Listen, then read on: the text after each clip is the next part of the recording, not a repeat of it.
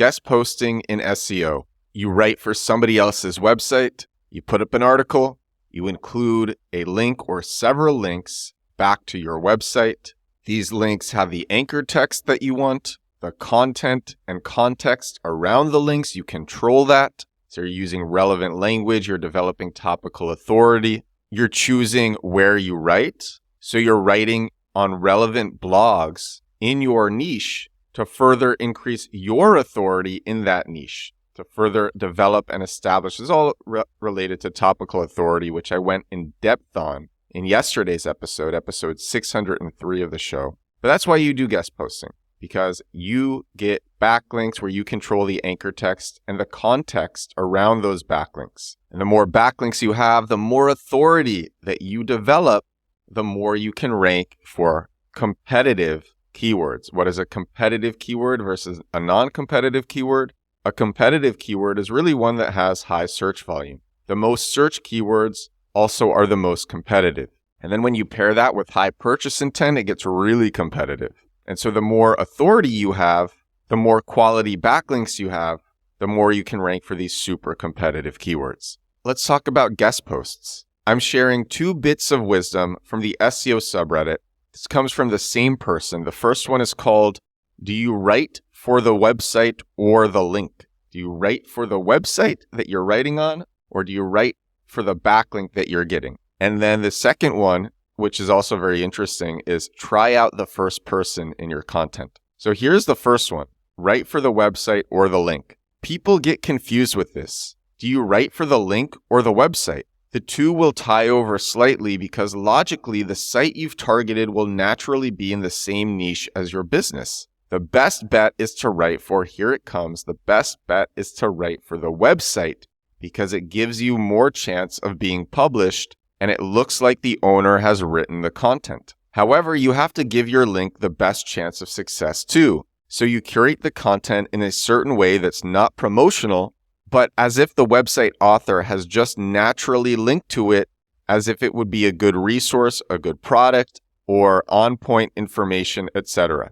So what you need to do is write for the theme of the website you're publishing on, while focusing on the niche/minutia on your own business intent. This takes practice, but all you need to do is put yourself in the website owner's shoes when writing the content. So try to write the content for the website, and then craft the link placement in a way that's very natural to how the website might link to your site, while still, of course, keeping your SEO interests in mind, using relevant language around the link, using relevant language in the article. If possible, using your keyword as the anchor text, though not doing it too much, because if you spam exact match anchor text, then you can get penalized or the links just won't work. So when you're guest posting on other people's sites, and sometimes you'll be writing anonymously, other times you might be writing as yourself. When you're guest posting, write an article that the website would actually want or that the website would actually publish.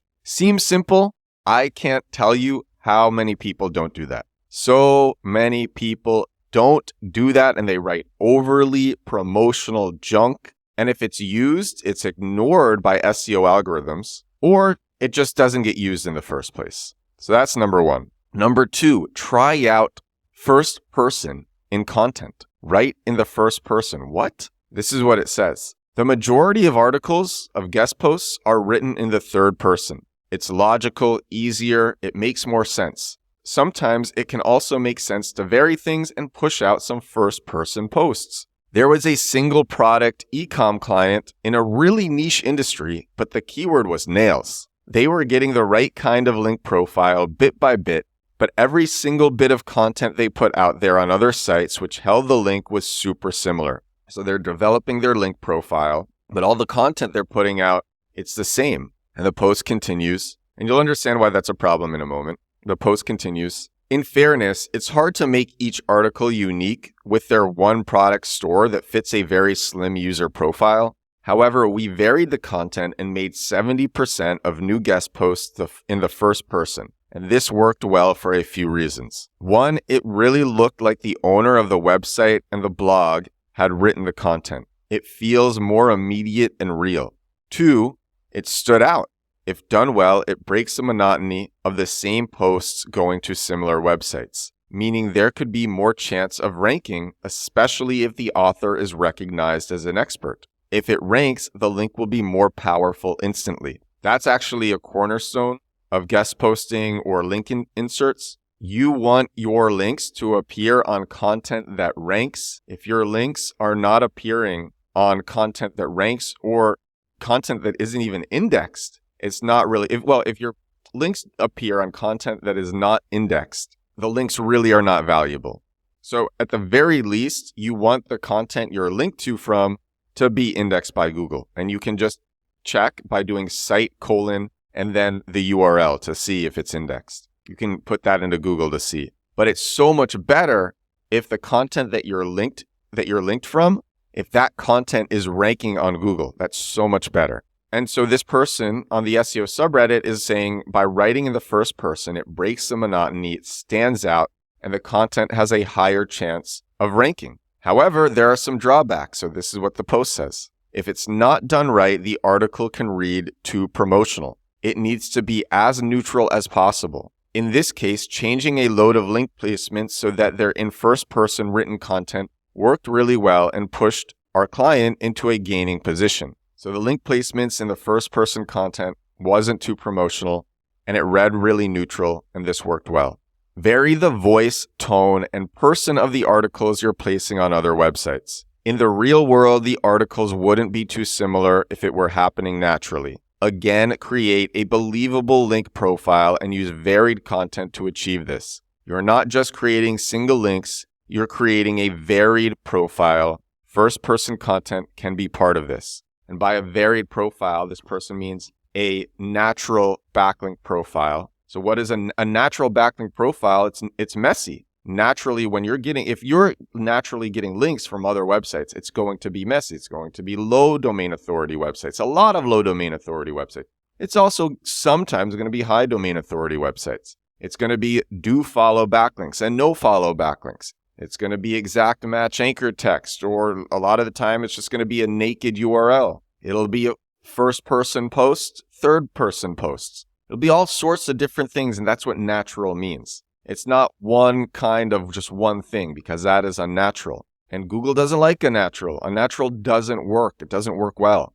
You want to have a natural backlink profile, and what the best people in link building do is they create something that looks natural. When really it's manufactured, but it looks natural, and it's manufactured in strategic ways so that the businesses rank for their target keywords. And that's what this post was about. This is about how to make a natural backlink profile in a strategic way so that you can rank for the most competitive keywords. And that is all for episode 604 of my daily digital marketing show. Create a natural backlink profile. Try writing in the first person and write for the website, not for the link. Later today, I'm recording a podcast for this show with Kieta Dervishi. That will come out tomorrow. Kieta, I think she's 23 years old now, or 24, 23 or 24, and she is making millions of dollars a year with TikTok and Instagram. She posts, I believe, 3 to 5 times a day to promote her business, and she is going to drop some wisdom on the show. It's going to be a great episode. That will be out tomorrow. You'll hear some crazy e-com mastery from Kieta. Really looking forward to that episode. If you like this, like, comment, subscribe, all that stuff. And for more SEO, you can check out my SEO course, compactkeywords.com. It's about how to get customers, users, and warm leads directly from SEO in a way where you actually don't need many backlinks, in a way that you don't actually need to put in a lot of work, in a way that's easy and scales and beginners can do. It's the SEO that I personally do because it's the one that works best. And the stuff that you write, the SEO that you do, it doesn't get disrupted by ChatGPT or DeepSeek or whatever. And it doesn't get disrupted by parasite SEO on Reddit where your clicks are going to Reddit. It's the most sustainable. It's not getting disrupted by the helpful content update. It's white hat, so you're not going to risk getting penalized. It is the best SEO. It's at compactkeywords.com. And that is all. I will talk to you again tomorrow. Bye now.